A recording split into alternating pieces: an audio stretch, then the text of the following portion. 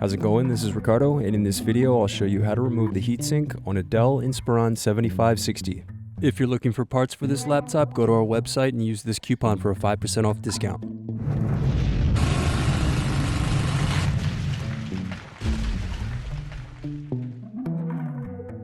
First unscrew, then remove bottom base.